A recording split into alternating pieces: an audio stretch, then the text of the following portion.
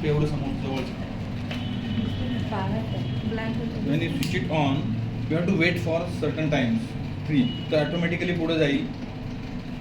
आता हे दाखवतंय that is a temperature started, room temperature. आता जर मला टेम्परेचर बघायचं असेल तर मी फक्त एकदा प्रेस केलं तर मला किती दिसतं, मी 350 सेट केलेले आहे. जर हे मला बदलायचं आहे तर मी काय करायचं, हे अप करायचं असेल तर ह्याच्याबरोबर अप किंवा डाऊन करायचं असेल तर मधलं बटन डाऊन.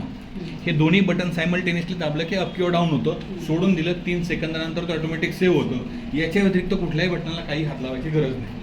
मग पॅरामीटरमध्ये जातो, जसं आपल्या सोल्डरिंग सेशनमध्ये आहे तसं. पाहायचं असेल तर फक्त एकदा प्रेस केलं की विल शो की काय सेट केलेलं आहे, फॅक्टरी सेटेड काय आहे. समजा आता 350 नको आहे, तुम्हाला 370 पाहिजे, तर मी हे आणि अप हे दोन्ही दाबून ठेवलं की तो ऑटोमॅटिकली जाईल 370ला आणि मग सोडून द्यायचं. सोडून दिला हा ऑटोमॅटिक 3 सेकंदानंतर सेव्ह होईल.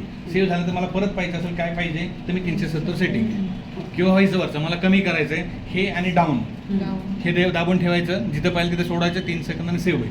एवढ्या 2च गोष्टी फक्त कस्टमरला करायच्या.